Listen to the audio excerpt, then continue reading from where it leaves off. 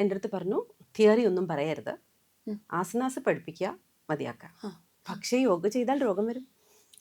അതായത് ചെയ്തതിന്റെ ആർക്കാണ് ഭാഗമായിട്ടാണോ അതോ യോഗാസനങ്ങൾ ചെയ്യാൻ യോഗ്യരായിട്ടുള്ളത് എന്നുള്ളത് വളരെ ഇമ്പോർട്ടൻ്റ് ആണ്. സെൽഫിഷ് ആയിട്ടല്ല. അല്ല, സന്തോഷത്തിന്റെ കാര്യത്തിൽ സെൽഫിഷ് ആവുന്നതും നല്ലതല്ലേ? ഈ ആനന്ദമാണ് ശരിക്കും യോഗയെ ഇത്രയും പോപ്പുലറൈസ് ആക്കിയത്. ഇപ്പം നിങ്ങൾ അറേബ്യൻ കൺട്രീസിൽ പോയാൽ നിങ്ങൾ എവിടെ നിന്നാന്ന് ചോദിച്ചാൽ അൽ ഹിന്ദ് എന്നാ പറയാ. റിയൽ എന്താ, ഓവർ എന്താ, ഒറിജിനൽ എന്താ, ഇതൊന്നും ആർക്കും അറിയില്ല. ഭയങ്കര ഫാഷനായി സ്പിരിച്വാലിറ്റി. തുല്യ നിന്ദാ സ്തുതിർ മൗനി സന്തുഷ്ടോ ഏന കേനച്ചിത്. ഭഗവത്ഗീതയിൽ പറയണില്ലേ, സ്തുതിക്കണോ, സ്തുതിച്ചോ. പതഞ്ജല യോഗസൂത്രം, the perfect text of Indian psychology. നമ്മുടെ ശരീരത്തിൽ വിഷം ഉൽപ്പാദിപ്പിക്കാനും ഔഷധങ്ങൾ ഉൽപ്പാദിപ്പിക്കാനും സാധിക്കും. ശരീരത്തിൽ തന്നെ. ഹേയ്, അതെങ്ങനെ ശരിയാവുന്നല്ലേ ചോദ്യം. സയന്റിഫിക്കലി ഇങ്ങനെയാണ്. അതെ. നിങ്ങൾ കഴിക്കുന്ന ആഹാരവും നിങ്ങളുടെ ദഹനവുമാണ് നിങ്ങളുടെ അടുത്ത തലമുറയായി മാറുന്നത്. ആരെങ്കിലും നമ്മളോട് പറഞ്ഞു തന്നിട്ടുണ്ടോ? എല്ലാവർക്കും പുണ്യത്തിന്റെ പുതിയൊരു എപ്പിസോഡിലേക്ക് സ്വാഗതം. ഇന്ന് നമ്മുടെ ഒപ്പമുള്ള ഗസ്റ്റ് എന്ന് പറഞ്ഞാൽ പോരാ, നമ്മുടെ അതിഥിയുടെ പേര് തന്നെ ഭയങ്കര ഒരു വെറൈറ്റി. ഞാൻ ആദ്യമായിട്ട് കേട്ട സമയത്ത് അയ്യോ, ഞാൻ ഇങ്ങനൊരു പേര് ഒരാൾക്ക് ആദ്യമായിട്ട് കുറേ വർഷങ്ങൾക്ക് മുമ്പ് നമ്മൾ അല്ലേ അങ്ങനെയുള്ള ആൾക്ക് കുറച്ച് പ്രായമായിട്ടുള്ളവർക്കൊക്കെ കേട്ടിട്ടുണ്ട്. പക്ഷേ ഈ ഒരു ജനറേഷനിൽ ഇങ്ങനെ എനിക്ക് ശരിക്കും ഭയങ്കര ഒരു രസം ഭയങ്കര ഒരു തോന്നി. സുഗന്ധി എന്നാണ് മാമിൻ്റെ പേര്. മാം നമസ്തേ നമ്മുടെ പ്രേക്ഷകരോടും. അപ്പോൾ മാം എന്ന് പറയുന്നത് മെയിനായിട്ട് യോഗയാണ് കോൺസെൻട്രേറ്റിംഗ് അല്ലേ, മർമ്മ ചികിത്സ, യോഗ ട്രെയിനറാണ്. യോഗ ട്രെയിനർ എന്നൊന്നും പറഞ്ഞാൽ പോരാ, ആള് 26 വർഷത്തെ പാരമ്പര്യമാണുള്ളത്. അതുപോലെ കുവൈറ്റിലല്ലേ അംബാസിഡർ ആയിരുന്നത്, ഇന്റർനാഷണൽ യോഗ ട്രെയിനറിന്റെ അംബാസിഡർ ആയിരുന്നു. അതുപോലെ കുറേ വെറൈറ്റി ആയിട്ടുള്ള സത്യം പറഞ്ഞ പേരുകളൊക്കെ മറന്നുപോയി എന്നുള്ളതാണ്. സൗണ്ട് ഹീലിംഗ് പോലുള്ള, അതുപോലെ ട്രാൻസ്ഫോർമേഷൻ ബ്രെത്ത്, ഇങ്ങനെയുള്ള കുറേ കാര്യങ്ങൾ എനിക്ക് കുറേ ചോദിച്ചറിയാനുണ്ട് ഫസ്റ്റ് ഓഫ് ഓൾ. അപ്പോൾ നമ്മുടെ പ്രേക്ഷകരും വെയിറ്റിംഗ് ആണ്. അപ്പോൾ ഞാൻ നമ്മുടെ ഇൻട്രൊഡക്ഷനിലോട്ട് പോകുന്നതിന് മുമ്പ് തന്നെ ഞാൻ ആദ്യം ഒരു സംശയം തീർക്കാണ്. ലൈക്ക് ഇപ്പോൾ യോഗ എന്നുള്ളൊരു സിമ്പിൾ വേർഡ് നമ്മൾ പറയുന്ന സമയത്ത് വെൽനെസ് ആയിട്ട് കണക്ട് ചെയ്ത് പറയുന്നുണ്ട്. അതുപോലെ തന്നെ ഹിന്ദുയിസത്തിൻ്റെ ഒരു ഭാഗമാണ്, അതായത് ഹിന്ദുക്കളുടെയാണ് യോഗ എന്ന് വരെ ഇപ്പോൾ പറയുന്നുണ്ട്. അപ്പോൾ ബേസിക്കലി യോഗ എന്ന് പറയുന്നത് ഒരു ഹിന്ദു റിലേറ്റഡ് ആയിട്ട് അല്ലെങ്കിൽ ഹിന്ദുയിസത്തിൻ്റെ ഭാഗമാണോ, അല്ലെങ്കിൽ ഈ പറഞ്ഞ പോലെ ഒരു വെൽനെസ് സൈക്കോളജി റിലേറ്റഡ് ആയിട്ട് വെൽനെസ്സിൻ്റെ ഒരു ഭാഗമാണോ? അപ്പോൾ രണ്ട് രീതിയിലുള്ള ഈ ചോദ്യത്തിനെ രണ്ട് രീതിയിൽ നമുക്ക് നോക്കിക്കാണാം. ഒന്ന്, ഏറ്റവും നല്ലതായിട്ടുള്ളൊരു കാര്യത്തെ ഒരു അതിർത്തിയുമില്ലാതെ ഉപയോഗിക്കാൻ വേണ്ടി ആളുകൾ ഒന്ന് മാറ്റി പിടിച്ചു എന്ന് മാത്രമേ ഉള്ളൂ. ശരിക്കും ഹിന്ദു എന്ന് പറഞ്ഞ വാക്ക് ഒരു മതമാക്കി മാറ്റിയത് മറ്റെന്തൊക്കെയോ ഉദ്ദേശത്തിലാണ്. കാരണം ഭാരതത്തിൻ്റെ ഒരു സംസ്കാരമാണ് യോഗ. എന്താ യോഗ? ആനന്ദത്തിലിരിക്കുക എന്നുള്ളതാണ്. ആനന്ദത്തിലിരിക്കാൻ എങ്ങനെയാണ് പറ്റുക? അത് യോഗയാണ്. അതാണ് യോഗ. അതിൽ വളരെ ചെറിയൊരു പാർട്ടാണ് ഇന്ന് നിങ്ങൾ കാണുന്ന ആസനങ്ങൾ അല്ലെങ്കിൽ പ്രാണായാമങ്ങൾ. ഇതെല്ലാം നമുക്ക് ആനന്ദം തരുന്നത് എന്തോ അത് മാത്രമാണ് യോഗ. അപ്പം നമ്മളെല്ലാവരും അൾട്ടിമേറ്റ് ആയിട്ട് ആഗ്രഹിക്കുന്നത് എന്തൊക്കെ ചെയ്യുകയാണെങ്കിലും, നിങ്ങൾ കാശുണ്ടാക്കിക്കോളൂ, നിങ്ങൾ ആർട്ടിസ്റ്റ് ആണെങ്കിൽ ആ കാര്യങ്ങൾ ചെയ്തോളൂ, എന്ത് ചെയ്താലും അതിൻ്റെ അൾട്ടിമേറ്റ് റിസൾട്ട് നിങ്ങൾ ആഗ്രഹിക്കുന്നത് ഹാപ്പിനെസ്സാണ്. അപ്പോൾ ഈ റിയൽ ആയിട്ടുള്ള ഹാപ്പിനെസ് എങ്ങനെയാണ് എക്സ്പീരിയൻസ് ചെയ്യുക എന്ന് ആളുകൾക്ക് മനസ്സിലായി തുടങ്ങി. ഇത് ചെയ്ത് തുടങ്ങിയപ്പോഴും ഇത് മനസ്സിലാക്കി തുടങ്ങിയപ്പോഴും ഒക്കെ. അപ്പം അതിൽ കുറേ കാര്യങ്ങൾ ഇൻ്റർനാഷണൽ ലെവലിൽ ചെയ്യാൻ പറ്റുമോ എന്ന് നമുക്കാണ് എന്തുള്ളത്, ലിമിറ്റേഷൻ ഉള്ളത്. ആക്ച്വലി പുറത്ത്, അതായത് ഭാരതത്തിൻ്റെ പുറത്ത് അങ്ങനെ ഒരു പ്രശ്നമൊന്നുമില്ല. ഞാൻ ആദ്യം കുവൈറ്റിൽ പോയ സമയത്ത് എൻ്റെ അടുത്ത് പറഞ്ഞു, തിയറി ഒന്നും പറയരുത്, ആസനാസ് പഠിപ്പിക്കുക, മതിയാക്കുക. പക്ഷെ എനിക്ക് അങ്ങനെ എടുക്കാനറിയില്ല. എന്നെ ഗുരുക്കന്മാരുടെ കാൽച്ചുവട്ടിലിരുന്നാണ് ഞാൻ പഠിച്ചിട്ടുള്ളത്. ഞാൻ എൻ്റെ അമ്മയുടെ കൂടെ 3 വയസ്സിൽ പ്രാക്ടീസായിട്ട് തുടങ്ങിയത്. അമ്മ ചെയ്യുന്നത് കണ്ടിട്ട് അമ്മയുടെ കൂടെ തുടങ്ങിയതാണ്. പക്ഷേ എനിക്ക് മനസ്സിലായിട്ടുള്ളൊരു കാര്യം, ഞാനിങ്ങനെ ആരുടെയും കീഴിൽ പണിയെടുത്ത് കാശുണ്ടാക്കില്ല എന്ന് എനിക്കറിയാം. പക്ഷെ ഇങ്ങനെയൊക്കെ ചെയ്യാൻ പറ്റുമെന്നൊന്നും എനിക്കറിയില്ല. അപ്പം ഞാൻ പറഞ്ഞു വന്നത് എന്താണെന്ന് വെച്ചാൽ, ഭാരതത്തിൻ്റെ ഒരു സാധനത്തിനെ ഇൻ്റർനാഷണൽ വൽക്കരിക്കാൻ വേണ്ടി, അല്ലെങ്കിൽ അതിൻ്റെ ചില ഗുണങ്ങളെ മാത്രം എടുക്കാൻ വേണ്ടിയിട്ടാണ് അത് തെറപ്പിയാണെന്ന് വെച്ചാൽ ഒരുപാട് കാര്യങ്ങൾ. പക്ഷേ യോഗ ചെയ്താൽ രോഗം വരും. ഏ അതായത് ചെയ്തതിന്റെ ഭാഗമായിട്ടാണോ ആർക്കാണ് അതോ യോഗാസനങ്ങൾ ചെയ്യാൻ യോഗ്യരായിട്ടുള്ളത് എന്നുള്ളത് വളരെ ഇമ്പോർട്ടൻ്റ് ആണ്. ഓക്കെ ചില ആളുകൾ യോഗാസനങ്ങൾ ചെയ്യാൻ പാടില്ല. പാടില്ല. അവരെ കണ്ട് മനസ്സിലാക്കി അതിന് ശേഷം അവരെ അതിനു വേണ്ടി തയ്യാറാക്കിയതിന് ശേഷമാണ് അവരെ കൊണ്ട് അത് ചെയ്യിപ്പിക്കാൻ പാടുള്ളൂ. പാടുള്ളൂ. അല്ലാതെ 1 മാസത്തെ കോഴ്സ് കഴിഞ്ഞതുകൊണ്ട് പോയി പഠിപ്പിക്കാനുള്ളതല്ല യോഗ. ഇപ്പൊ അതങ്ങനെ ആയിട്ടുണ്ട് ശരിക്കും. ഇങ്ങനെ അതായത് ബില്യൺ ട്രില്യൺ ഡോളറിൻ്റെ ബിസിനസ്സാണ് ഇപ്പോൾ യോഗയിൽ നടക്കുന്നത്. കാരണം ഇൻ്റർനാഷണൽ ലെവലിൽ ഒരുപാട് മിസ്അണ്ടർസ്റ്റാൻഡിങ്. അതിനൊരു ഉദാഹരണമാണ് kundalini awakening within 10 minutes, kundalini yoga, chakra clearing, chakra healing എന്നൊക്കെ പറഞ്ഞിട്ട് കുറച്ച് ദിവസത്തെ പ്രോഗ്രാമും പ്രോസസ്സുകളൊക്കെ നമ്മൾ കേൾക്കുന്നത് ഇതിൻ്റെ ഒരു ബിസിനസ് സാധ്യതയാണ്. ഇതൊരു തപസ്സാണ്. ഇത് ആനന്ദിക്കാൻ തീരുമാനിച്ചുറച്ച ആളുകളുടെ വഴിയാണ്. അവരെ നിങ്ങൾക്ക് തോൽപ്പിക്കാൻ പറ്റില്ല. കാരണം അവരുടെ ആനന്ദത്തിൻ്റെ റെസ്പോൺസിബിലിറ്റി അവർ മാത്രമാണ്. വേറെ ഒന്നിലും ഡിപ്പെൻഡ് ചെയ്യുന്നില്ല. അപ്പം നമ്മൾ ചോദിക്കും, അപ്പം അത്രയും സെൽഫിഷാണോ? സെൽഫിഷായിട്ടല്ല. അല്ല, സന്തോഷത്തിന്റെ കാര്യത്തിൽ സെൽഫിഷ് ആവുന്നത് നല്ലതല്ലേ? ഈ ആനന്ദമാണ് ശരിക്കും യോഗയെ ഇത്രയും പോപ്പുലറൈസ് ആക്കിയത്. പോകുന്ന വഴികൾ ശരിയാണോ എന്നൊന്നും ചോദിച്ചാൽ അതൊക്കെ ഞാനിപ്പോൾ പറഞ്ഞിട്ടുണ്ടെങ്കിൽ ഭയങ്കര വിവാദമായി മാറും. കാരണം ഈ യോഗയെ വെച്ചിട്ട് നമ്മൾ കോമ്പറ്റീഷൻസ് ചെയ്യുന്നുണ്ട്. ഒളിമ്പിക്സിൽ ചാൻസ് കിട്ടാൻ വേണ്ടിയിട്ടുള്ള എല്ലാ പരിശ്രമങ്ങളും വളരെ കാര്യമായിട്ട് പല സ്ഥലത്തു നിന്നും ആളുകൾ ചെയ്യുന്നുണ്ട്. അത് മോശം എന്നൊന്നും എനിക്ക് അഭിപ്രായമൊന്നുമില്ല. പക്ഷേ അതിന് അതിൻ്റെതായിട്ടുള്ള വേറൊരു വഴിയുണ്ട്. തെറപ്പിയുണ്ട്. വളരെ എഫക്റ്റീവാണ്. യോഗ തെറപ്പികൾ മനുഷ്യ ശരീരത്തിൽ അത്ഭുതങ്ങൾ സൃഷ്ടിക്കും. ഒരുപാട് മാറ്റങ്ങൾ. ഇപ്പോൾ ഉദാഹരണത്തിന് ഞാൻ ചെറിയ കുട്ടിയായിരിക്കുന്ന സമയത്ത് ആസ്മറ്റിക് ആയിരുന്നു. ചെറുതായിരുന്ന സമയത്ത് വെറുതെ ഓംകാരം ജപിച്ചിട്ടാണ് എൻ്റെ ആസ്മ മാറിയതെന്ന് പറഞ്ഞാൽ ആൾക്കാർ പറയും വിശ്വാസമാണ്. വെറുതെ അതും വയനാട്ടിലെ തണുപ്പ് കാലാവസ്ഥയിൽ ഒരു നവംബർ, ഡിസംബർ, ജാനുവരി മാസങ്ങളിൽ ഉറങ്ങാനേ പറ്റില്ല. രാത്രിയിൽ ശ്വാസം മുട്ടിയിട്ട്. പക്ഷേ അമ്മയാണ് എന്നെ കൊണ്ട് ചെയ്യിപ്പിച്ചത്. രാവിലെ സൂര്യൻ ഉദിക്കുന്നതിന് മുന്നേ 21 പ്രാവശ്യം ഓംകാരം ജപിക്കാൻ പറഞ്ഞു. ഓംകാരം ജപിച്ചു. ഒരു 3 ആഴ്ചയുടെ ഉള്ളിൽ മാറി. അപ്പം ഇതൊക്കെ പിന്നീടാണ് നമ്മൾ വലുതായി കഴിഞ്ഞതിന് ശേഷമാണ് നമ്മൾ യോഗ തെറപ്പിയൊക്കെ പഠിക്കുന്നത്. ഞാൻ യോഗ തെറപ്പിയിലാണ് ഞാൻ BSc MSc ചെയ്തിരിക്കുന്നത്. പക്ഷേ അത് ഉണ്ടോയെന്ന് ചോദിച്ചാൽ ഉണ്ട്. യോഗ തെറപ്പി ആയിട്ടുണ്ട്.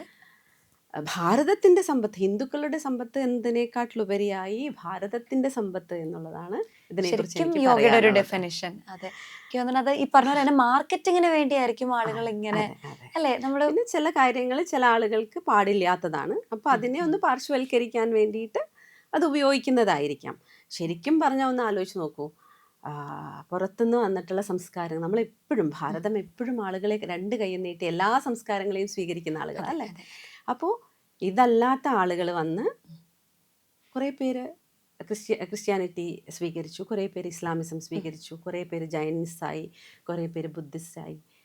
ഏത് മതക്കാരെ എടുത്ത് നോക്കിയാൽ നമുക്കിവിടെ കാണാം.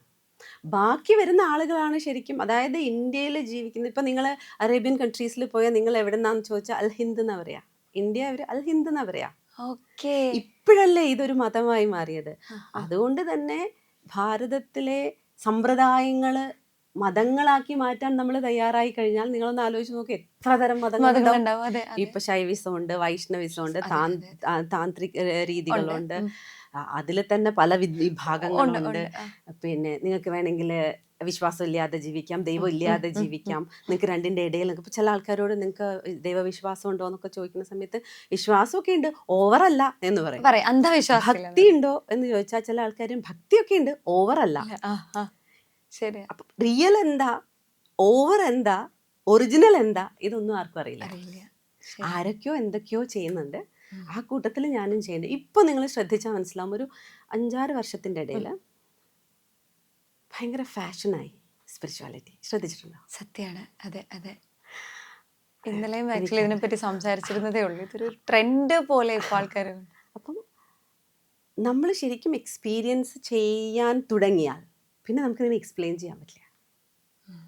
അതായത് യഥാർത്ഥത്തിലുള്ള ആ ഇത് എക്സ്പീരിയൻസ് ചെയ്ത് നിങ്ങൾ മെലിയുന്നോ, നിങ്ങളുടെ ശ്വാസം ക്ലിയർ ആകുന്നോ, ഇതെല്ലാം അതിൻ്റെ ബൈ പ്രോഡക്ട്സ് ആണ്. രോഗം മാറുന്നോ, ഇതെല്ലാം ബൈ പ്രോഡക്ട്സ് ആണ്. നിങ്ങൾക്ക് ആത്യന്തികമായിട്ട് ആനന്ദത്തിലിരിക്കാൻ സാധിക്കുന്നുണ്ടോ? നിങ്ങൾ യോഗിയാണ്. അതിന് ആസന ചെയ്യണം നിർബന്ധമൊന്നുമില്ല. അതെ. പക്ഷെ പോയ വഴിയിലൂടെ ആളുകൾ അവരുടെ ജീവിതത്തിലൂടെ നമുക്ക് കാണിച്ചു തന്നതാണ്. അതായത് ഞാൻ ഇങ്ങനെയൊക്കെ പോയ സമയത്ത് എനിക്ക് ഇങ്ങനെയൊക്കെ ഗുണങ്ങൾ ഉണ്ടായെന്ന് പോയ ആളുകളില്ലേ, ആ ആളുകൾ കാണിച്ചു തന്നിട്ടുള്ള വഴിയാണ്. ഓക്കെ. അതുകൊണ്ട് തന്നെ യോഗം എന്ന ആ ഒരു സമ്പ്രദായത്തിൽ അനേകായിരം മാർഗങ്ങളുണ്ട്. അതുകൊണ്ട് തന്നെ ഒന്നും തെറ്റല്ല. ഇപ്പൊ നിങ്ങൾക്ക് കോമ്പറ്റീഷൻ ചെയ്തിട്ടാണ് ആനന്ദം ലഭിക്കുന്നത്, നല്ലത് അല്ലേ? പിന്നെ നിങ്ങൾക്ക് ചികിത്സ ചെയ്തിട്ടാണ് ആനന്ദം ലഭിക്കുന്നത്, നല്ലതല്ലേ? ആനന്ദമാണ് അൾട്ടിമേറ്റ്. അത് മറ്റൊന്നിൻ്റെ, അതായത് സ്വർഗത്തിൽ നമുക്ക് ആനന്ദത്തോടെ ഇരിക്കാൻ വലിയ ബുദ്ധിമുട്ടൊന്നുമില്ല. ഓ ശരിയല്ലേ? ശരിയാ. അങ്ങനെ ഒരു സംഭവം ഉണ്ടെങ്കിൽ എല്ലാ സൗകര്യങ്ങളും ഉണ്ട്, എല്ലാം നല്ലതാണ് എന്ന് പറയപ്പെടുന്നു, അവിടെ ആനന്ദമാണെന്ന് കേൾക്കുന്നു. അതെ. പക്ഷെ നരകത്തിൽ നിങ്ങൾക്ക് ആനന്ദത്തിലിരിക്കാൻ പറ്റും. അതുകൊണ്ടാണ് ഭഗവാൻ പറയണത് തുല്യനിന്ദാ സ്തുതിർ മൗനി സന്തുഷ്ടോ ഏന കേനചിത്. ഭഗവത്ഗീതയിൽ പറയണില്ലേ, സ്തുതിക്കണോ, സ്തുതിച്ചോ, അപ്പോഴാണ് ആനന്ദം ലഭിക്കുന്നെങ്കിൽ അത് രാമനാമം ജപിക്കുമ്പോൾ. ചീത്തവിളി കേൾക്കണോ, ഈസി ആയിട്ട് കേൾക്കൂ. ആദ്യമൊക്കെ കേൾക്കുമ്പം ഭയങ്കര നല്ല കുട്ടികളായിട്ട് വളർന്നിട്ടുള്ള ആളുകൾക്ക് നല്ലതാന്ന് മാത്രം കേട്ടിട്ട് വളർന്നിട്ടുള്ള ആളുകളില്ലേ, ആ ആളുകൾക്ക് ചീത്താന്ന് കേൾക്കുമ്പോൾ ആദ്യം ഭയങ്കര ഷോക്കായിരിക്കും. പക്ഷെ ഇതൊരു ഭയങ്കര ട്രാപ്പാ. നമുക്ക് ഒരിക്കലും തൻ്റേതായിട്ടുള്ള ഒരു ഇടം സൃഷ്ടിക്കാൻ പറ്റില്ല. മഞ്ജു വാര്യർ മറ്റേ സിനിമയ്ക്കകത്ത് പറയുന്ന പോലെ അടക്കൊതുക്കൊള്ളെന്ന് പറഞ്ഞാല് നല്ലതെന്ന് വിചാരിക്കരുത്, അതൊരു ട്രാപ്പാണെന്ന് വിചാരിച്ചോ. പക്ഷെ ആത്യന്തികമായി നമ്മുടെ മനസാക്ഷിക്ക് ശരി എന്ന് തോന്നുന്നത് നമുക്ക് ചെയ്യാം. മനസ്സിലായി. അപ്പോൾ ഇപ്പോഴും എനിക്കൊരു സംശയം ബാക്കി എന്താ വെച്ചാൽ, ഈ യോഗയും ആത്മീയതയും തമ്മിൽ എന്തെങ്കിലും ബന്ധമുണ്ടോ? എന്താ ആത്മീയത എന്നതുകൊണ്ട് ഉദ്ദേശിച്ചത്? ഇപ്പോൾ നമ്മളിപ്പോൾ എന്താ പറയുക, സ്പിരിച്വാലിറ്റിയിൽ ഡിവൈനിറ്റി വേണമെങ്കിൽ ഒരു പാർട്ടായിട്ട് കരുതുക. അതായത് കാരണം എന്താ വെച്ചാൽ, ഇപ്പോൾ നമ്മൾ നോക്കുമ്പോൾ മിക്ക യോഗ സെൻറ്റേഴ്സും ഒരു അമ്പലത്തിനോട് ചേർന്നിട്ടായിരിക്കും, അല്ലെങ്കിൽ ഒരു അമ്പലംകാർ നടത്തുന്ന യോഗ സെൻറ്റേഴ്സ് ഉണ്ട്. ഇപ്പോൾ അതുപോലെ തന്നെ യോഗയിൽ നമ്മൾ മന്ത്രങ്ങൾ ഉച്ചരിക്കുന്നതായിട്ട് ഇപ്പോഴത്തെ ട്രെൻഡാണ് കേട്ടോ, ഇനി മുന്നേ ഉണ്ടോയെന്നും നമുക്കറിയില്ല. അപ്പോൾ അതൊരു ആത്മീയതയുടെ ഭാഗമായിട്ട്, അതായത് ഇവർ പറയുമ്പോൾ ഒരു യോഗയെ കരുതുന്നത് ഒരു ആത്മീയതയുടെ ഭാഗമായിട്ടാണ്. മന്ത്രം ജപിക്കുന്നത് പോലെ യോഗയും ചെയ്യൂ, അങ്ങനെ ഒരു യോഗി എന്നുള്ളതിൻ്റെ എക്സ്പ്ലനേഷൻ തന്നെ ആക്ച്വലി മാറിപ്പോയിട്ടുണ്ട്. അപ്പം അതുകൊണ്ടാണ് ഞാൻ ചോദിച്ചത്, ശരിക്കും ഇത് തമ്മിൽ റിലേറ്റഡ് ആണോ, അല്ലെങ്കിൽ സെപ്പറേറ്റ് ഇത് കണ്ടന്റ് ആണോ? ഇതെല്ലാം ഉപാധികളാണ്. ആത്മീയത എന്നതുകൊണ്ട് നിങ്ങൾ ഉദ്ദേശിക്കുന്നത്, അതായത് പുതിയ കുട്ടികൾ ഉദ്ദേശിക്കുന്നത് എന്താണെന്ന് എനിക്കറിയില്ല. അമ്പലത്തിൽ പോകുന്നു, അല്ലെങ്കിൽ അവിടെ പോയി പ്രാർത്ഥിക്കുന്നു, അതല്ലെങ്കിൽ അതിൻ്റെ ഭാഗമായിട്ട് നാമം ജപിക്കുന്നു, ഇതൊക്കെയാണ് നിങ്ങൾ ആത്മീയത എന്ന് ഉദ്ദേശിക്കുന്നതെങ്കിൽ എന്നെ സംബന്ധിച്ചിടത്തോളം അതല്ല ആത്മീയത. വേറൊരു തലമാണ് ആത്മീയത. ആത്മാവുമായി ബന്ധപ്പെട്ടതാണ്, അല്ലെങ്കിൽ ആ വെരി റിയൽ സെൽഫുമായിട്ട് സ്വന്തം തിരിച്ചറിയുക. അതിന് അമ്പലത്തിൽ പോയത് കൊണ്ടോ അമ്പലത്തിൽ പോകാതിരുന്നത് കൊണ്ടോ അല്ല അതിൻ്റെ മാനം അല്ലെങ്കിൽ മാനദണ്ഡം എന്ന് പറയുന്നത്. തികച്ചും ആത്മീയമാണ് യോഗ. അതെ, നിങ്ങളിനി തെറപ്പി ചെയ്തോ, പക്ഷെ ആത്മീയമാണ്. കാരണം യോഗയിൽ, അതായത് യോഗ സൂത്രങ്ങൾ എഴുതിയ പതഞ്ജലി മഹർഷി ആസനാസിനെ കുറിച്ച് 2 കാര്യങ്ങളെ പറഞ്ഞിട്ടുള്ളൂ. ഒന്ന്, സ്ഥിരം സുഖം ആസനം. നിങ്ങൾക്ക് സ്ഥിരമായി സുഖമായി ഏത് സ്ഥിതിയിൽ നിലനിൽക്കാൻ സാധിക്കുന്നോ, അല്ലെങ്കിൽ നിങ്ങളുടെ ശരീരം നിങ്ങളെ ബുദ്ധിമുട്ടിക്കാത്ത തരത്തിൽ നിങ്ങളെ ഉറച്ചിരിക്കാൻ, അല്ലെങ്കിൽ ഉറച്ചു നിൽക്കാൻ, അല്ലെങ്കിൽ അടുത്ത തലത്തിലേക്ക് പോകാൻ വേണ്ടി സഹായിക്കുന്നു, അത് മാത്രമാണ് ആസനം. നിങ്ങൾക്ക് ഇരിക്കാം, നിൽക്കാം, കിടക്കാം, അത് പക്ഷേ നിങ്ങളുടെ ശരീരബോധം നിങ്ങളെ ബുദ്ധിമുട്ടിക്കാത്ത തരത്തിലേക്ക് വേണം പോകാൻ. രണ്ടാമത്തത് പറയുന്നത് പ്രയത്നശൈഥില്യം ആനന്ദ സമാപത്തി. പ്രയത്നശൈഥില്യം സംഭവിക്കണം, ഇല്ലാതാവുക. അതായത് നമ്മളിങ്ങനെ ബലം, നിങ്ങൾ ശ്രദ്ധിച്ചിട്ടില്ലേ, ആസനാസ് ചെയ്യുന്ന കാണുമ്പോൾ ചിലപ്പോൾ നമുക്കിങ്ങനെ ശ്വാസം മുട്ടും. അത് ആദ്യം നമ്മൾ പ്രാക്ടീസ് ചെയ്യുന്ന സമയത്തൊക്കെയാണ്. പക്ഷെ നിങ്ങൾക്കൊരു ആസന സിദ്ധി വരണമെങ്കിൽ അവിടെ പ്രയത്ന ശൈഥില്യം വരണം. ഞാൻ എപ്പോഴും എൻ്റെ സ്റ്റുഡൻസിനോട് പറയാറുള്ള ഒരു കാര്യം, നിങ്ങൾ ആ പൊസിഷനിലേക്ക് പോയി നിങ്ങളുടെ മാക്സിമത്തിലെത്തി കുറച്ച് പിന്നോട്ട് വന്ന് ഒന്ന് നിങ്ങളെ ഒന്ന് റിലാക്സ് ആക്കും. അപ്പോൾ ഉള്ളിലൊരു മാറ്റം സംഭവിക്കാനുണ്ട്. ആ മാറ്റത്തിൽ നമുക്ക് ആനന്ദത്തെ തിരിച്ചറിയാൻ പറ്റും. അല്ലാത്തിടത്തോളം കാലം ഇത് അടിയാണ്, ശരീരവുമായിട്ട് നമ്മൾ മല്ലുപിടിക്കുകയാണ് അല്ലേ? സത്യമാണ്. പക്ഷെ യോഗയുടെ ആദ്യത്തെ പടി എന്താ? അഹിംസയാണ്. നിങ്ങൾ നിങ്ങളുടെ ശരീരത്തെ ഉപദ്രവിച്ചിട്ടല്ല ചെയ്യേണ്ടത്. അതിന് കുറേ പ്രിപ്പറേഷൻ ഉണ്ട്. അതൊരു നൈരന്തര്യത്തിൻ്റെ പാതയാണ്. അതിന് വിൽ പവർ വേണം. അതിന് നമുക്ക് നമ്മളുമായിട്ടൊരു ബന്ധം വേണം യോഗയിൽ. അതെ. ഇപ്പോൾ ഈ ആസനങ്ങളുടെ കാര്യം പറഞ്ഞുകൊണ്ട് ഞാൻ പറയാം, ഇപ്പം നമ്മൾ പൊതുവേ നമ്മളൊരു യോഗ എന്ന് പറഞ്ഞാൽ ഈ പറഞ്ഞ പോലെ ആസനകളാണ്, അല്ലെങ്കിൽ ഒരു ജിം കൈൻഡ് ഓഫ് കുറേ കാര്യങ്ങൾ, അല്ലെങ്കിൽ എന്താ ഇതിന് പറയുക, ആ ഒരു തരത്തിൽ ശരീരത്തെ വളച്ചൊടിക്കുന്ന ഒരു രീതിയാണെന്നുള്ളൊരു യോഗ എന്ന് പറയുമ്പോൾ നമ്മുടെ മനസ്സിൽ ആദ്യം വരുന്നത്.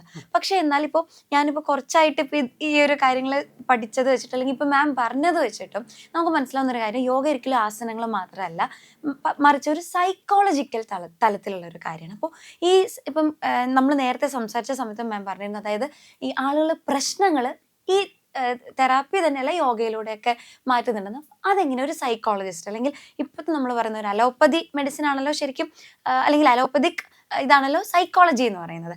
ആ ഒരു ഇതിൽ പോകാതെ പകരം ഒരു ഓൾട്ടർനേറ്റീവ് ആയിട്ട് നമുക്കിതിൽ എന്താ ചെയ്യാൻ പറ്റുക? പതഞ്ജല യോഗസൂത്രം, the perfect text of Indian psychology. Okay. ഞാൻ എപ്പോഴും സൈക്കോളജി പഠിക്കുന്ന കുട്ടികളോട് പറയാറുണ്ട്, സൈക്യാട്രിസ്റ്റുകൾ, സൈക്കോളജിസ്റ്റുകളോട് പറയാറുണ്ട്, പതഞ്ജല യോഗസൂത്രം എടുത്ത് ഗവേഷണം ചെയ്യണം. ഇത്ര മനോഹരമായിട്ടാണ് നമ്മളുടെ ഓരോ ടെക്സ്റ്റുകളും, പ്രത്യേകിച്ച് പതഞ്ജല യോഗസൂത്രം, അതായത് മനുഷ്യൻ്റെ മനസ്സ് എന്ന സങ്കേതത്തെ എങ്ങനെയൊക്കെയാണ്, എന്തുകൊണ്ടാണ് യോഗ സയൻസായിട്ട് അംഗീകരിച്ചത്? സയൻസ് എന്ന് പറയുമ്പം ഒരു റിസൾട്ട് വേണം, ഒരു റീസണും റിസൾട്ട് വേണം. ഈ വഴിയിലൂടെ ഞാൻ പോയാലും മോള് പോയാലും അവിടെ എത്തണം. അതെ. പക്ഷെ ആ വഴിയിലൂടെ പോകാൻ ഉദ്ദേശിക്കുന്ന ആ ഒരു രീതിയാണ്, അതായത് ശാരീരികം, മാനസികം. ആദ്യം നമുക്കറിയുന്നത് ശരീരമാണ്, പിന്നെ നമുക്ക് മനസ്സാണ് അറിയുന്നത്, പിന്നെ നമുക്ക് അതിൻ്റെ ഡീപ്പർ ലെവലിലേക്ക് പോകണമെങ്കിൽ നമുക്ക് ഇത് രണ്ട് നമുക്ക് അറിയണം. ഓക്കെ. അപ്പം ആസനാസ് ചെയ്തതാ യമനിയമങ്ങൾ നമ്മളുടെ അച്ചടക്കത്തിന് വേണ്ടിയിട്ടുള്ളതാണ്. ചെയ്യാൻ പാടുള്ളതും ചെയ്യാൻ പാടില്ലാത്തതുമായിട്ടുള്ള കാര്യങ്ങളാണ്. അത് കഴിഞ്ഞിട്ടാണ് ആസനാസിലേക്ക് നമ്മൾ കടക്കുന്നത്. ഒരു പരിധിവരെ യമനിയമങ്ങൾ പാലിക്കാത്ത ആൾക്കാർ ആസനാസ് ചെയ്തിട്ട് കാര്യമില്ല എന്നാണ് ഞാനൊക്കെ എൻ്റെ ഗുരുക്കന്മാരുടെ കയ്യിൽ നിന്ന് പഠിച്ചിട്ടുള്ളത്. ഓക്കെ. യമനിയമങ്ങൾ പാലിക്കുമ്പം സ്വാഭാവികമായിട്ടും ഒരു മനുഷ്യനിൽ അനാവശ്യമായതെല്ലാം എല്ലാം നമ്മൾ ഉരിഞ്ഞു കളയും. അതെ അതെ. ഈ പീലിംഗ് ആണ്. അതെ. ഈ തൊലി പൊളിക്കുന്നത് പോലെ നമ്മൾ വേണ്ട വിട്ട് കൊടുത്ത് വേണ്ട മുന്നോട്ട് പോയിക്കൊണ്ടിരിക്കുക എന്നുള്ളതാണ്. അത് കഴിഞ്ഞിട്ടാണ് ആസനാസ് വരുന്നത്. ശരിക്കും ഒരു ക്ലെൻസിങ് പോലെ അല്ലേ? അത് കഴിഞ്ഞിട്ട് ആസനാസിൽ നമ്മൾ twisting and turning your body to straighten your mind. ഇതെൻ്റെ വാക്കല്ല, BKS അയ്യങ്കാറിൻ്റെ വാക്കാണ്. നിങ്ങൾ നിങ്ങളുടെ ശരീരത്തെ വളയ്ക്കുകയും ഒടിക്കുകയും ഒക്കെ ചെയ്യുന്നത് നിങ്ങളുടെ മനസ്സിനെ നേരെ വഴിക്ക് നടത്താൻ വേണ്ടിയിട്ടാണ്. അപ്പോൾ ശരീരം ഉൽപ്പാദിപ്പിക്കുന്ന എൻസൈമുകൾ, ഹോർമോണുകൾ, നിങ്ങളുടെ ശരീരത്തിൻ്റെ തലത്തിലുള്ള പല മാറ്റങ്ങളും മനോഹരമായിട്ട് നമുക്ക് നോക്കിക്കാണാൻ പറ്റണമെങ്കിൽ ആദ്യം പറഞ്ഞ സാധനം വേണം. കാരണം നമുക്ക് നമ്മളുടെ ശരീരത്തിൽ എന്താണ് ഓരോന്നും ചെയ്യുമ്പോൾ സംഭവിക്കുന്നതെന്നും നമ്മളുടെ മനസ്സിലുണ്ടാകുന്ന മാറ്റങ്ങൾ എന്താണെന്നും നമുക്ക് തിരിച്ചറിയാൻ പറ്റണം. ശരിയാണ്. കാരണം ഇതിപ്പോൾ ഞാൻ ചോദിക്കാൻ കാരണം വെച്ചാൽ ഈ ഒരു ഇപ്പോഴത്തെ ഒരു ജനറേഷൻ ഒരു പ്രത്യേകതയാണ്, ഈ സൈക്കോളജിസ്റ്റിൻ്റെ എണ്ണം കൂടുന്നു. ഈവൻ സൈക്യാട്രി മെഡിസിൻസ് വരെ എടുക്കുന്ന കുട്ടികൾ ഇപ്പം എൻ്റെയൊക്കെ സെയിം ഏജിലുള്ള എത്രയോ ആളുകളാണ്. അപ്പം അങ്ങനെയുള്ളവരെ സംബന്ധിച്ച് നമുക്കിതിനകത്ത് മെഡിസിൻസ് ഒന്നും ഇല്ലല്ലോ. ഈ അങ്ങനെ എന്തെങ്കിലും ഉണ്ടോ? മെഡിസിൻ നമ്മൾ ഉണ്ടാക്കുന്നതാണ്. നമ്മുടെ ശരീരത്തിൽ വിഷം ഉൽപ്പാദിപ്പിക്കാനും ഔഷധങ്ങൾ ഉൽപ്പാദിപ്പിക്കാനും സാധിക്കും, ശരീരത്തിൽ തന്നെ. അതെങ്ങനെ ശരിയാവുന്നല്ലേ ചോദ്യം? ശരിയാണ്. കാണുന്ന ഓരോരുത്തർക്കും തോന്നാൻ ചാൻസ് ഉണ്ട് അല്ലേ? നല്ല ദേഷ്യം വരുമ്പം ശരീരം ഉൽപ്പാദിപ്പിക്കുന്ന എൻസൈം ഏതാ? അഡ്രിനാലിൻ. ഹോർമോൺ. ഓക്കെ. അഡ്രിനാലിൻ ശരിക്കും എന്തിനാ ശരീരം ഉൽപ്പാദിപ്പിക്കുന്നത്? എന്തെങ്കിലും അപകടം വരുമ്പം ഒന്നല്ലെങ്കിൽ എതിർക്കാൻ, അതല്ലെങ്കിൽ ഓടി രക്ഷപ്പെടാൻ. ഹാർട്ടിലേക്ക് ബ്ലഡ് സർക്കുലേഷൻ കൂടുന്നു, സർക്കുലേഷൻ വളരെ സ്പീഡിലാകുന്നു, കൂടുന്നു ഒക്കെ ചെയ്യുമല്ലോ. ഇത് സ്ഥിരമായി നമ്മളുടെ ശരീരത്തിൽ നമ്മൾ ഇത് ഉൽപ്പാദിപ്പിച്ചു തുടങ്ങിയാൽ നമുക്ക് വരുന്ന രോഗമാണ് ആൻസൈറ്റിയോ? ആൻസൈറ്റി ഡിസോർഡറിനെക്കാട്ടിൽ ഏറ്റവും ആദ്യം വരുന്നത് BP ആണ്, ബ്ലഡ് പ്രഷർ. ഓക്കെ. ഇത് നമ്മളുടെ സ്വഭാവം കൊണ്ട് വരുന്നത്. അതുകൊണ്ടാണ് അതിനെ ജീവിതശൈലി രോഗം എന്ന് പറയുന്നത്. ഇപ്പം മോള് ചോദിച്ചൊരു ചോദ്യമുണ്ട്, ഞങ്ങളെ പോലെയുള്ള, അതായത് ഇപ്പോഴത്തെ ജനറേഷൻ എന്തുകൊണ്ടാണ് സൈക്യാട്രിക് അസിസ്റ്റൻസും സൈക്കോളജിക്കൽ അസിസ്റ്റൻസും കൂടുതലായിട്ട് വരുന്നത്? നിങ്ങളുടെയൊക്കെ കുട്ടിക്കാലം വളരെ ഈസി ആയിരുന്നു, ബുദ്ധിമുട്ടുകൾ അറിഞ്ഞിട്ടില്ല. അതായത് ഒരു സിറ്റുവേഷൻ എങ്ങനെ ഹാൻഡിൽ ചെയ്യണം എന്നുള്ളത് ഞാനിപ്പോഴും പറയും, പാരൻറ്റിങ്ങിലാണ് പ്രശ്നം വരിക. എൻ്റെ കുട്ടിക്ക് ഞാൻ അനുഭവിച്ചൊന്നും അനുഭവിക്കരുത്, എൻ്റെ കുട്ടി വളരെ എല്ലാ സൗകര്യങ്ങളോടും കൂടി ഇരിക്കണം, ഈ കുട്ടിക്ക് ക്രിറ്റിസിസം കേട്ട് ശീലമില്ല, ഈ കുട്ടിക്ക് ഒരു പ്രശ്നത്തെ അഭിമുഖീകരിച്ച് ശീലമില്ല, ഒരു പ്രോബ്ലത്തെ സോൾവ് ചെയ്ത് ശീലമില്ല, ഒന്നുമില്ല. കുട്ടികൾ കളിച്ച് തോൽക്കില്ലേ? ഞങ്ങളൊക്കെ കുട്ടിക്കാലത്ത് തിമർത്ത് കളിച്ച് തോൽക്കും. ആ തോൽവി തന്നെ നമ്മളെ സൈക്കോളജിക്കലി നമ്മളെ ഉയർത്തും. ഒരു കളിക്കൊരു നിയമമുണ്ട്, ആ നിയമം എല്ലാവരും പാലിക്കേണ്ടതാണ് എന്നുള്ളത്. അതായത് ഫിസിക്കലി നമ്മൾ കളിക്കുന്നില്ല.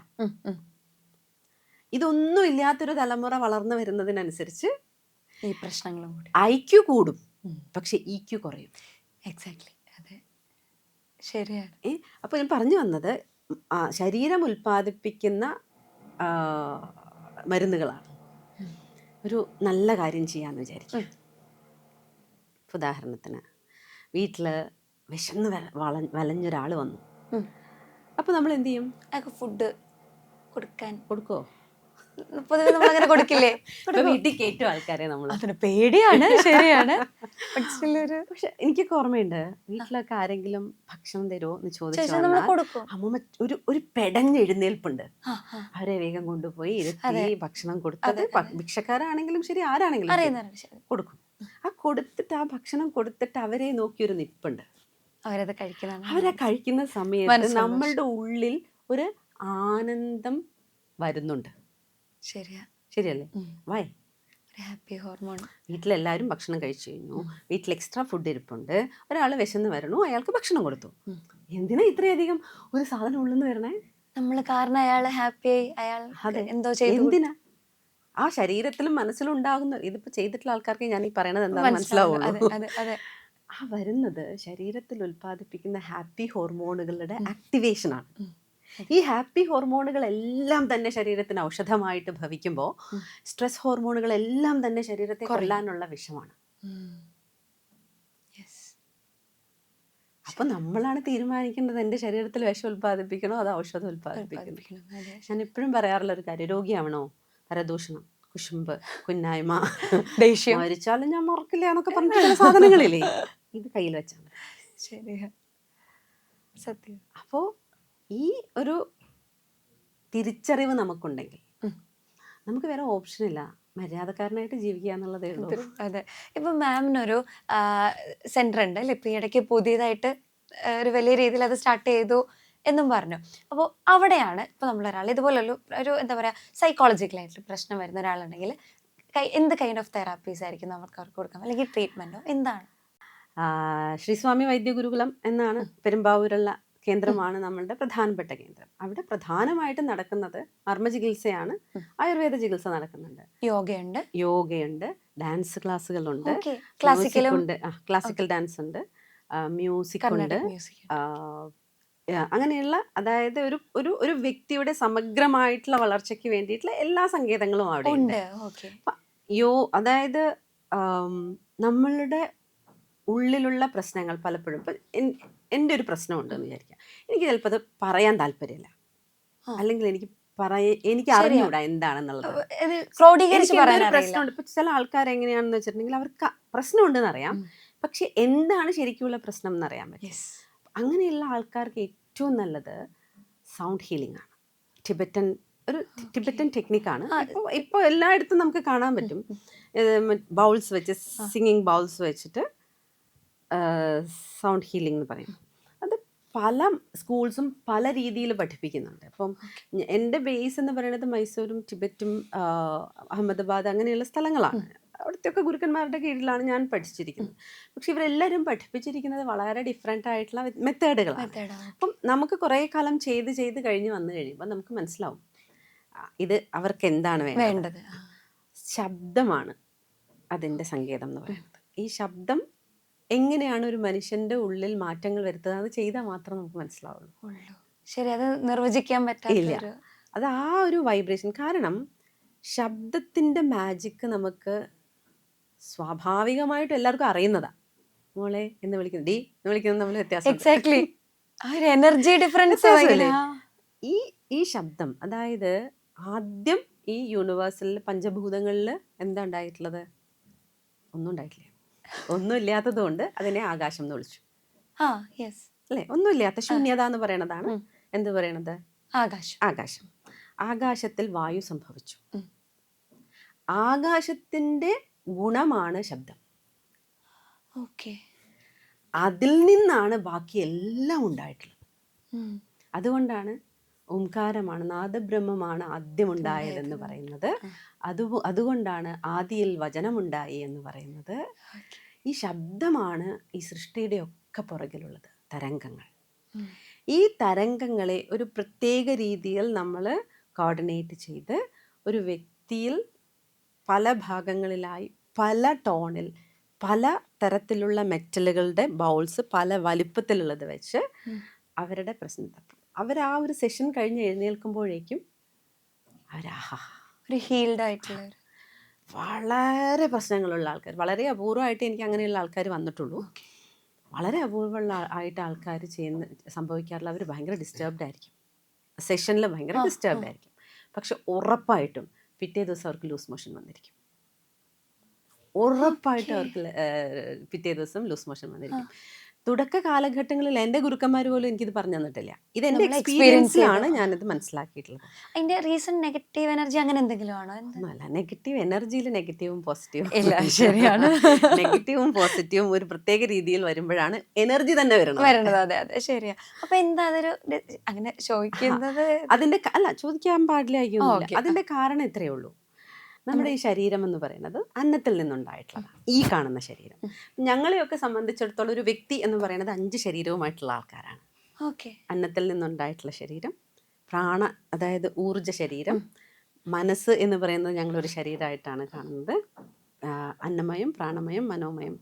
നമ്മളുടെ ജ്ഞാനം, നോളജ് അല്ല കേട്ടോ, അതിനെ അങ്ങനെ നമുക്ക് ട്രാൻസ്ലേറ്റ് ചെയ്യാൻ പറ്റില്ല. ജ്ഞാനമയ കോശം. ഇത് കഴിയുമ്പോൾ തനിയെ ഉണ്ടാകുന്നൊരു സ്ട്രക്ചറോ അല്ലെങ്കിൽ ഒരു ശരീരമാണ് ആനന്ദമയ കോശം. ഈ 5 ശരീരവുമായിട്ടാണ് ഒരാൾ വരുന്നത്. പക്ഷെ നമുക്ക് അറിയുന്നത്, നമുക്ക് പരിചയമുള്ളത് ഈ അന്നമയ കോശമാണ്. അന്നമയ കോശത്തിൻ്റെ അടിസ്ഥാനം എന്ന് പറയുന്നത് ആഹാരം തന്നെയാണ്.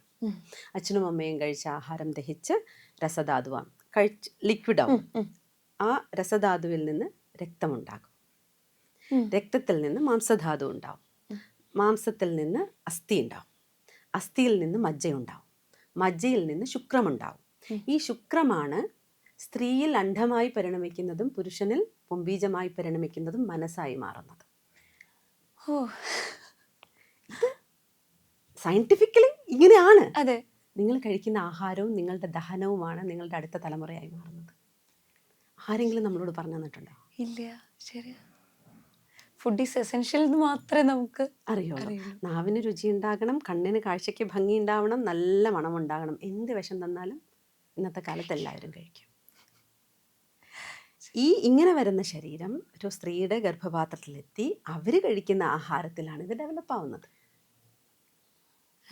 അത് കഴിഞ്ഞ് ഈ കുഞ്ഞ് പുറത്ത് വന്നു കഴിഞ്ഞാൽ അത് കഴിക്കുന്ന ആഹാരത്തിൽ നിലനിൽക്കുകയും മരിച്ചു കഴിഞ്ഞാൽ കുഴിച്ചിടുകയാണെങ്കിൽ പ്രാണികൾക്കന്നമായി മാറുകയും ദഹിപ്പിക്കുകയാണെങ്കിൽ സസ്യങ്ങൾക്കന്നമായി മാറുകയും ഒഴുക്കിക്കളയുകയാണെങ്കിൽ മത്സ്യങ്ങൾക്കന്നമായി മാറുകയും ചെയ്യും.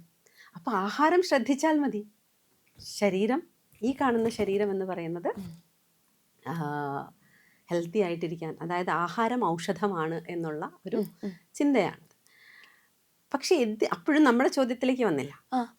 നമ്മളുടെ ഉള്ളിൽ നമ്മൾ പെട്ടെന്നൊരു ഫീല്, ഒരാളെ കണ്ടു, ഇപ്പോൾ മോളെ ഞാൻ കണ്ടു, നല്ല മോളാട്ടോ എന്ന് ഉള്ളിൽ ആദ്യം തോന്നുന്നു. ഉള്ള ആൾ ശരിയല്ലല്ലോ എന്നുള്ള തോന്നലും വരുന്നതിനെ നമ്മൾ പൊതുവെ വിളിക്കാറുള്ളൊരു വാക്കുണ്ട്. എന്താ അറിയോ?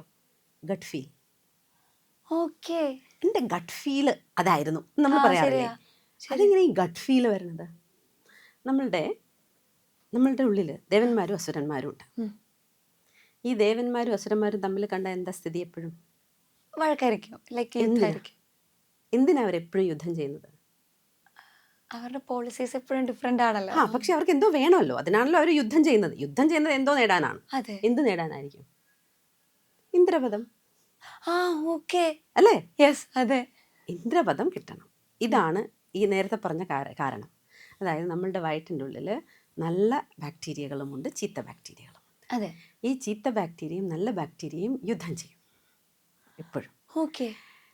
നല്ല ബാക്ടീരിയകൾ കൂടുതലുള്ള ആളുകൾക്ക് വേറെ പ്രശ്നങ്ങളൊന്നും ഉണ്ടാവില്ല. ചീത്ത ബാക്ടീരിയകളുള്ള ആളുകൾക്ക് രോഗം വരും. ഈ ചീത്ത ബാക്ടീരിയ എന്ത് ബാക്ടീരിയ ആണെങ്കിലും ഈ ബാക്ടീരിയകളാണ് നമ്മളുടെ സെറാട്ടോണിൻ എന്ന് പറയുന്ന ഹാപ്പി ഹോർമോണിൻ്റെ സങ്കേതം. ഇത് ഉൽപ്പാദിപ്പിക്കുന്ന എൻസൈമുകളാണ് നമ്മുടെ ബ്രെയിനിനെ കൺട്രോൾ ചെയ്യുന്നത്. ഓക്കെ. ഈ ബ്രെയിനിനെ കൺട്രോൾ ചെയ്യുന്നത് എന്ന് പറഞ്ഞാൽ, അതായത് ഈ ദേവാസുര യുദ്ധത്തിൽ ഇതിൻ്റെ കൺട്രോൾ, അതായത് ഇന്ദ്രിയങ്ങളുടെ അധിപതിയാണ് ഇന്ദ്രൻ. അതെ അതെ. ആ ആധിപത്യം കിട്ടാൻ വേണ്ടിയിട്ടാണ്. അപ്പം ഞങ്ങളുടെ അവിടെ ചികിത്സയ്ക്കൊക്കെ വന്നു കഴിയുമ്പോൾ നമ്മൾ ആൾക്കാരോട് പറയും വയറിളക്കണം. വയറിളക്കാൻ ആൾക്കാർക്ക് ഭയങ്കര ബുദ്ധിമുട്ട്. ആൾക്കാരൊക്കെ വിചാരിച്ചിരിക്കുന്ന ഒരു ടാബ്ലറ്റ് കഴിച്ചിട്ടോ അല്ലെങ്കിൽ ചെറിയ എന്തെങ്കിലും ആയുർവേദമാണെങ്കിലും ശരി എന്തെങ്കിലും കഴിച്ചാൽ ആ ഒരു പ്രാവശ്യം നന്നായിട്ട് പോയി കഴിഞ്ഞാൽ ഓക്കെ ആണെന്നാ. അങ്ങനെയല്ല, നമ്മൾ ഇതിനെ റീപ്ലേസ് ചെയ്യണം. എല്ലാത്തിനെയും അടിച്ച് പുറത്താക്കി അതിനുശേഷം നല്ല ബാക്ടീരിയയെ പ്ലേസ് ചെയ്താൽ മോൾക്കറിയാൻ സാധ്യതയില്ല. നമ്മളുടെയൊക്കെ കുട്ടിക്കാലത്ത് കുഞ്ഞുങ്ങളൊക്കെ വല്ലാതെ വാശി പിടിച്ച് കരയുമ്പോൾ മുത്തശ്ശിമാരൊക്കെ ചിലപ്പോൾ അവരൊന്നും സ്കൂളിലൊന്നും പോയിട്ടുണ്ടാവില്ല. അവർ പറയും അതിൻ്റെ വയറിളക്കാനായിട്ടുണ്ട്, അതാണ് അതിന് വാശി എന്ന് പറയും. ഇന്ന് 21ാം നൂറ്റാണ്ടിൽ ഗട്ട് ബ്രെയിൻ ആക്സിസ് എന്ന് പറഞ്ഞിട്ടുള്ള ഒരു ശാസ്ത്ര സങ്കേതത്തെക്കുറിച്ച് മോഡേൺ സയൻസ് റിസർച്ച് നടത്തിക്കൊണ്ടും അതിൻ്റെ പഠനങ്ങളിൽ ഏർപ്പെട്ടുകൊണ്ടും ഇരിക്കുകയാണ്. അതായത് അത്രയും വർഷം മുമ്പ് ഇവരിത്, നമുക്കിത് പണ്ടേ അറിയുന്ന കാര്യമാണ്. ഇത് നമുക്ക് പണ്ടേ അപ്ലൈ ചെയ്തിട്ടുള്ള സയൻസാണ്. പക്ഷെ പറയുന്ന രീതിയിൽ വ്യത്യാസമുണ്ട്. ഫാൻസി വേർഡുകൾ ഉപയോഗിക്കാത്തത് കൊണ്ട് നമ്മളുടേത് എന്തോ മോശമാണ് എന്ന് നമ്മളുടെ പഴയ തലമുറ നമുക്ക് പഠിപ്പിച്ചു തന്നതുകൊണ്ട് അല്ലേ? ശരിയല്ലേ? ശരിയാണ്. അല്ലെങ്കിൽ പണ്ടത്തെ എല്ലാ കാര്യങ്ങളും ഈ ആചാരങ്ങളാക്കി പറയും, സയൻസ് പറയില്ലല്ലോ. കാരണം അവർക്ക് അങ്ങനെ മനസ്സിലാവുള്ളൂ. അതെ. അതായത് മോളെ രാവിലെ എണീക്കണം, സൂര്യൻ ഉദയിക്കുന്നതിന് മുന്നേ എഴുന്നേൽക്കണം എന്ന് പറയുന്നതിന് പകരം ഇന്ന് നിർമ്മാല്യം തൊഴാൻ പോകണം കേട്ടോ എന്നാ പറയാം, അല്ലെങ്കിൽ സുബഹി നമസ്കരിക്കാൻ എഴുന്നേൽക്കണം കേട്ടോ, അല്ലെങ്കിൽ പ്രഭാത കുർബാനയ്ക്ക് മുന്നേ ചെല്ലണം കേട്ടോ എന്ന് പറയുന്നതാണ് കുറച്ചും കൂടെ ആൾക്കാർ കേൾക്കുക. നേരത്തെ ചോദിച്ച ചോദ്യത്തിലേക്ക് വരാം. നമ്മൾ സൗണ്ട് ഹീലിംഗ് ചെയ്യുന്ന സമയത്ത് ഈ ബാഡ് ബാക്ടീരിയ പ്രശ്നം ഉണ്ടാക്കും അകത്ത്. അതിനെ ഹാൻഡിൽ ചെയ്യാൻ പറ്റില്ല. നമ്മളുടെ നാഡികൾ മെല്ലെ മെല്ലെ ഉണരും. അപ്പം ഇത് ആവശ്യമില്ലാത്തതാണെന്ന് ശരീരം തിരിച്ചറിയുകയും ഇതിനെ പുറന്തള്ളുകയും ചെയ്യും. അതുകൊണ്ടാണ് നമുക്ക് ലൂസ് മോഷൻ വരുന്നത് എന്ത് ചെയ്യുമ്പോൾ സൗണ്ട് ഹീലിംഗ് ചെയ്യുന്ന സമയത്ത് എന്നാണ്. എനിക്ക് തോന്നുന്നു സൈക്കോളജി മെഡിസിൻ ഒക്കെ എടുക്കുന്നവരെ സംബന്ധിച്ച് അതിന്റെ ആവശ്യമില്ല. അതല്ലാത്ത ഒരുപാട് സങ്കേതങ്ങൾ നമ്മുടെ കയ്യിലുണ്ട്. അതായത് ഭാരതത്തിന്റെ കയ്യിൽ റിച്ച് ആയിട്ടുള്ള സാധനങ്ങളാണ്. ഇപ്പൊ ഒന്ന് ആലോചിച്ച് നോക്കൂ, യോഗ ആയിരക്കണക്കിന് വർഷങ്ങൾക്ക് മുൻപേ ഇവിടെ ഉള്ളതാണ്. പക്ഷെ ഒരു 10-20 വർഷമായിട്ട് ഞാനൊക്കെ യോഗ പഠിക്കാൻ പോയ സമയത്ത് എൻ്റെ നാട്ടിലെ ആൾക്കാരൊക്കെ ചോദിച്ചു, യോഗ പഠിച്ചിട്ട് അകത്തേക്ക് വല്ലതും ചെല്ലുവോ ചോദിച്ചിട്ടുണ്ട്. പക്ഷെ ഇപ്പോ അവരിൽ മിക്കവാറും ആൾക്കാർ ഇതിനെ കുറിച്ച് പഠിക്കുന്നുണ്ട്, ചെയ്യുന്നവരുണ്ട് ഒക്കെ ഉള്ളത്. അങ്ങനെയാണ് കാലം, അങ്ങനെയാണ്. നമുക്കിത് നമ്മളിത് നല്ലതാണെന്ന് പറയണമെങ്കിൽ സായിപ്പ് പറയണം, അല്ലാതെ അത് മനസ്സിലാവണമെങ്കിൽ നമ്മൾ എക്സ്പീരിയൻസ് ചെയ്ത് നമ്മളതിൽ റിസർച്ച് ചെയ്ത് നമ്മളതിൽ ശ്രദ്ധിച്ച് ഇങ്ങനെ നമ്മൾ ചെയ്യണം. അപ്പം മാത്രമേ നമുക്ക് മനസ്സിലാവുള്ളൂ. ശ്വാസത്തിൽ പോലും നമുക്ക് ഒന്ന് ബാലൻസ് വരുത്തിയാൽ നമ്മുടെ പ്രശ്നം. ഞാനിപ്പോൾ ആക്ച്വലി അതാ ചോദിക്കാൻ വന്നത്. ഇപ്പം നമ്മൾ ഹീലിംഗ് പറഞ്ഞു, അതുപോലെ ഒന്നാണ് ട്രാൻസ്ഫോർമേഷൻ ബ്രെത്ത്. അത് എനിക്ക് പുതിയൊരു കാര്യമാണ്. അപ്പം അതെന്താ? ഇന്ത്യയിൽ അങ്ങനെ പ്രാബല്യത്തിൽ വന്നിട്ടില്ലാത്തൊരു US ജൂഡിത്ത് ക്രാവിറ്റ്സ് എന്ന് പറയുന്ന ഒരു സ്ത്രീ, അവരുടെ ക്യാൻസറിന് വേണ്ടി അവർ കണ്ടുപിടിച്ചതാണ് ട്രാൻസ്ഫോർമേഷണൽ ബ്രെത്ത്. അവരുടെ കഴുത്തിലൊരു മുഴയുണ്ടായിരുന്നു. ഒരു ദിവസം അവർ ഈ മോയ്സ്ചറൈസിങ് ക്രീം ഇടുന്ന കൂട്ടത്തിൽ കഴുത്തിൻ്റെ ഭാഗത്ത് വന്നപ്പോൾ ഒരു ദിവസം എന്തോ തടഞ്ഞു. അപ്പോൾ നോക്കിയപ്പോൾ അവിടെ ഒരു മുഴയുണ്ട്. അപ്പോഴാണ് അവർ ശ്രദ്ധിക്കുന്നത്. അവർ ഡോക്ടറെ അടുത്ത് പോയപ്പോൾ പറഞ്ഞു ക്യാൻസറാണ്, അധികകാലം ജീവിച്ചിരിക്കാൻ സാധ്യതയില്ല, വളരെ മോശമായിട്ടുള്ളൊരവസ്ഥയിലാണ്, റിമൂവ് ചെയ്യാം. അപ്പം വേറെ കുഴപ്പമൊന്നുമില്ലല്ലോ, റിമൂവ്. അപ്പം ജൂഡിക്ക് അതങ്ങനെ ചെയ്യാൻ താല്പര്യമില്ല. അപ്പോൾ അവർ എന്തുകൊണ്ടാണ് ക്യാൻസർ വരുന്നതെന്ന് പഠിച്ചു. അവർ PhD ചെയ്തുകൊണ്ടിരിക്കുകയായിരുന്നു ആ സമയത്ത്. അപ്പോൾ അവർക്ക് റിസർച്ച് മെത്തഡോളജി അറിയുന്നത് കൊണ്ട് അവർ അപ്പോൾ മനസ്സിലായി ലാക്ക് ഓഫ് ഓക്സിജൻ ആണ്.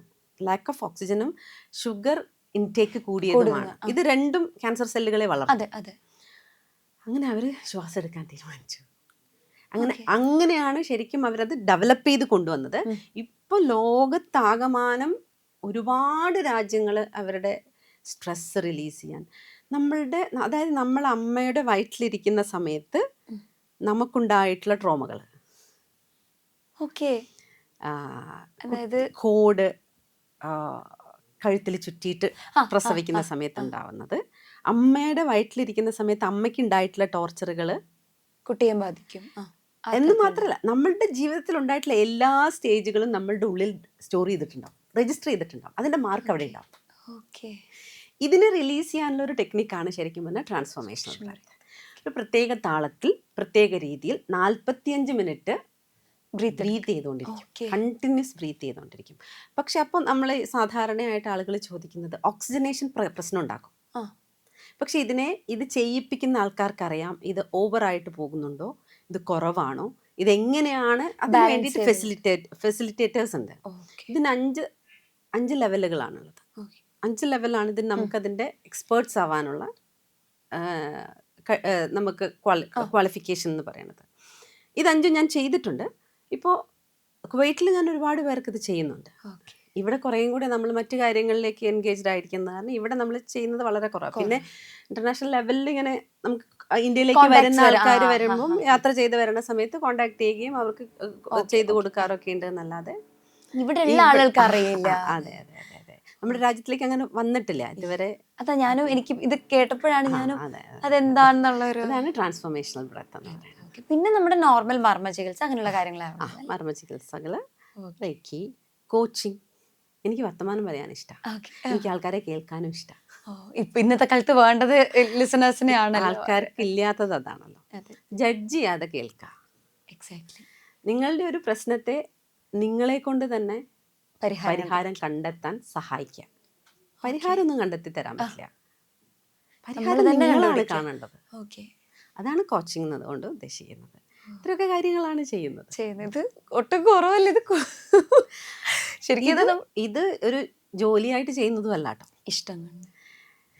അതാണ് 26 വർഷത്തെ ഒരു ജേർണി പറയുമ്പോൾ ഡെഫിനറ്റ്ലി അതിപ്പോ കഴിഞ്ഞ ദിവസങ്ങളിൽ കുട്ടികൾ എന്തോ ചോദിച്ച സമയത്താണ് എനിക്ക് മനസ്സിലായത്, ഓ ഇത്രയും വർഷം ആയല്ലേ. അതാണ് നമ്മൾ ഇഷ്ടം കൊണ്ട് ചെയ്യുന്ന കാര്യങ്ങളുടെ സമയം പോകുന്നത്. അതെ അതെ, ഞാൻ എപ്പോഴും പറയാറുള്ള ഒരു കാര്യം, കഷ്ടപ്പെട്ട് ചെയ്തിട്ട് കാര്യമില്ല, ഇഷ്ടപ്പെട്ട് ചെയ്യണം. എന്ത് ചെയ്യുമ്പോഴും നിങ്ങളുടെ പാഷൻ നിങ്ങളുടെ പ്രൊഫഷൻ ആക്കിയ ജീവിതത്തിൽ നമുക്ക് സ്ട്രെസ് ഉണ്ടാവില്ല. അതെ, ശരിയാ. അല്ലെങ്കിൽ നമുക്ക് പണിയാ, ഇഷ്ടമില്ലാത്ത ജോലി ചെയ്യാം. ഒരു ലാസ്റ്റ് ആയിട്ട് ഒരു ക്വസ്റ്റ്യൻ എന്നുള്ളതല്ല മാമിന്, ഇപ്പം ഞങ്ങളുടെ ഒരു ജനറേഷനിൽ അല്ലെങ്കിൽ നമ്മുടെ ഇപ്പോൾ വരുന്ന ജെൻസി ആയിട്ടുള്ള ആൾക്കാർ, അല്ലെങ്കിൽ ഇപ്പം എനിക്ക് തോന്നുന്നു ആൽഫ ഒക്കെയാണ്, ഇവരോടൊക്കെ ഒരു ഉപദേശമല്ല, മാമിന്റെ ഒരു ലൈഫ് എക്സ്പീരിയൻസിൽ നിന്നൊരു ഷോർട്ടായിട്ട് എന്താ ഒരു അഡ്വൈസ്? എനിക്ക് കിട്ടിയിട്ടുള്ള ഉപദേശം ഞാൻ നിങ്ങളോട് പറയാം. ഉപദേശമൊന്നും അല്ല കേട്ടോ, എന്നോട് ലൈഫ് എക്സ്പീരിയൻസ്. എന്നോട് എൻ്റെ ഗുരു പറഞ്ഞൊരു വാക്കുണ്ട്, ഇപ്പോഴത്തെ കുട്ടികളെ ഉപദേശിക്കരുത്. ഏറ്റവും നല്ലത് അതാണ്. ഉപദേശം എല്ലാവരും വെറുക്കുന്നത് തന്നെയാണ്. സത്യം, അതെ, ഏത് പ്രായത്തിലും. പക്ഷെ അവർ വളരെ ക്യൂരിയസ് ആണ്, ഇന്റലിജന്റ് ആണ്.